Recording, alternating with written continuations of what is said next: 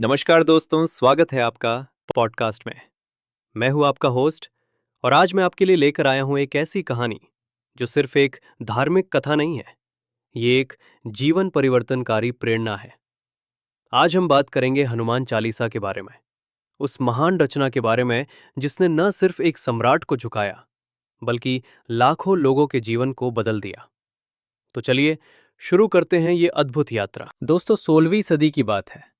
भारत में एक महान संत कवि थे, तुलसीदास। उनके बारे में कहा जाता था कि उनका भगवान राम के प्रति भक्ति इतनी गहरी थी कि देवता भी उनसे ईर्ष्या करते थे।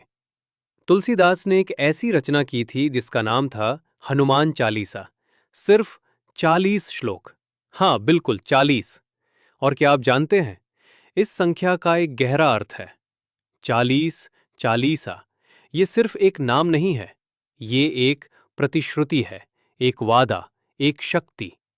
ये हनुमान चालीसा आज के दिन भी लाखों लोग पढ़ते हैं, गाते हैं और अपने जीवन में उसकी शक्ति अनुभव करते हैं। इससे कोई फर्क नहीं पड़ता कि आप किस धर्म को मानते हैं, किस जाति से हैं या किस शहर में रहते हैं। ये रचना सभी के लिए है। अब आते हैं इस महान रचना के पीछे की कहानी पर। और मानो ये कहानी किसी मूवी से कम नहीं है।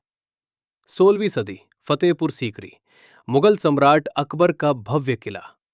अकबर सुना करते थे कि देश भर में एक महान भक्त हैं जिनका नाम है तुलसीदास।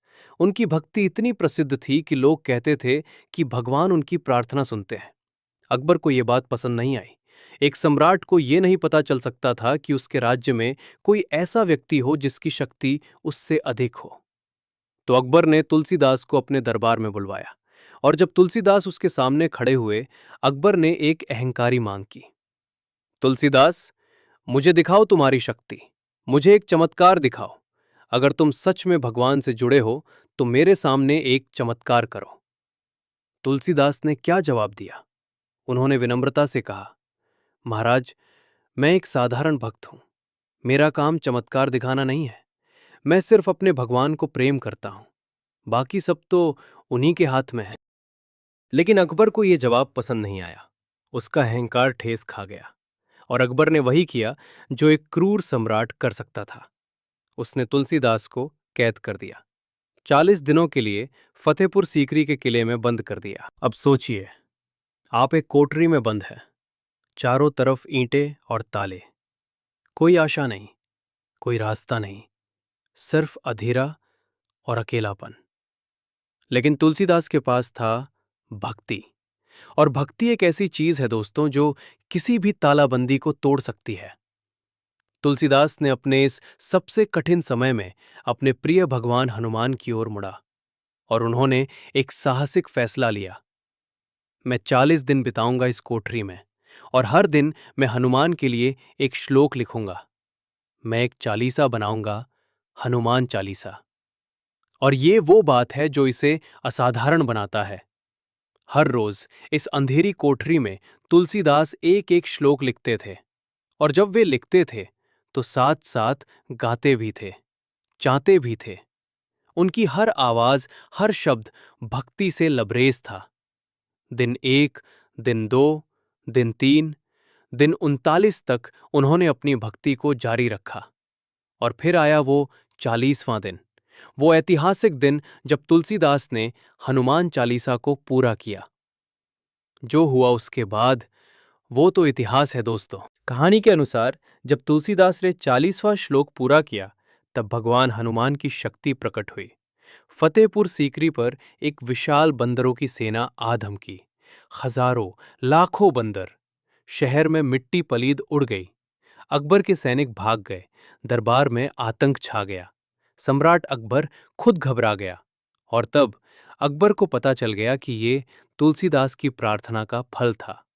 वो भागदौड़ करके तुलसीदास के कक्ष में पहुंचा और विनती करने लगा, तुलसीदास, कृपया करो, इन बंदरों को वापस भेज दो। मैं समझ गया, तुम सच में एक महान भक्त हो। कृपा करो। तुलसीदास ने हनुमान से प्रार्थना की और तुरंत सभी बंदर गायब हो गए।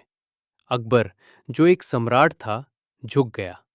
उसने तुलसीदास को रिहा कर दिया और न सिर्फ रिहा किया बल्कि उनका अपमान करने के लिए क्षमा मांगी। अब सुनो दोस्तों, ये कहानी सिर्फ इतिहास का एक अध्याय नहीं है, ये हमारे जीवन का एक दर्पण है।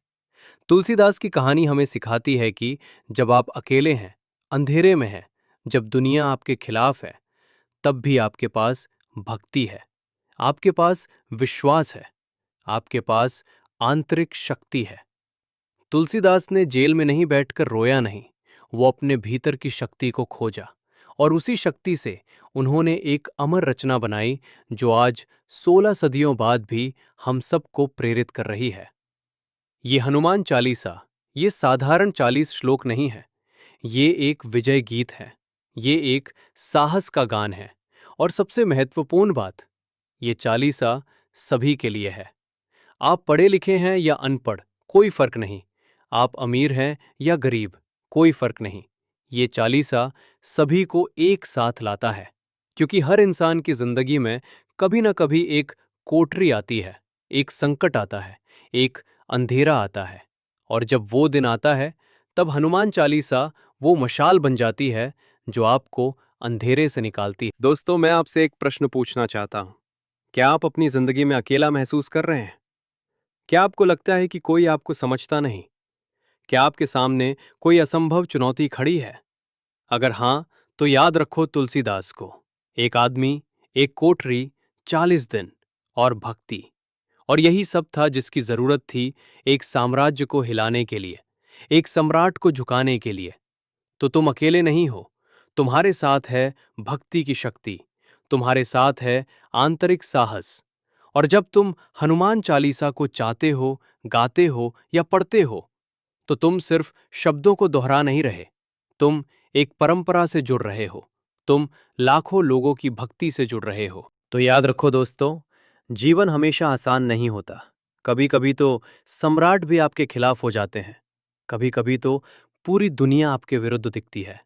लेकिन एक चीज है जो कभी नहीं बदलती, और वो है आपकी आंतरिक शक्ति। तुलसीदास ने जेल की दीवारों से बाहर की दुनिया को बदल दिया। उन्होंने कैद में रहते हुए आजादी खोजी, और तुम भी कर सकते हो। हनुमान चालीसा, ये सिर्फ 40 श्लोक नहीं है, ये 40 कारण हैं विश्वास करने का। ये 40 सीढ़ियां हैं आंतरिक 40 शक्ति तक पहुंचने की। ये 40 वादे हैं कि अगर तुम सच्चे दिल से भक्ति करोगे, तो कोई भी संकट तुम्हें हरा नहीं सकता। तो दोस्तों, आज की इस कहानी को अपने साथ ले जाओ, और जब भी तुम्हें लगे कि तुम एक कोठरी में हो, तो याद करो तुलसीदास को, याद करो हनुमान को, और जानो कि तुम अकेले नहीं हो। अगर ये कहानी तुम्हें प्रेरित करती है, तो इसे अपने दोस्तों और परिवार को भी सुनाओ, क्योंकि हर किसी को एक ऐसी कहानी की जरूरत है जो उन्हें उठने के लिए कहे। मैं हूं आपका होस्ट, और मैं आपसे मिलता हूं अगले एपिसोड में। जब तक खुश रहो, मजबूत रहो और विश्वास रखो। नमस्कार।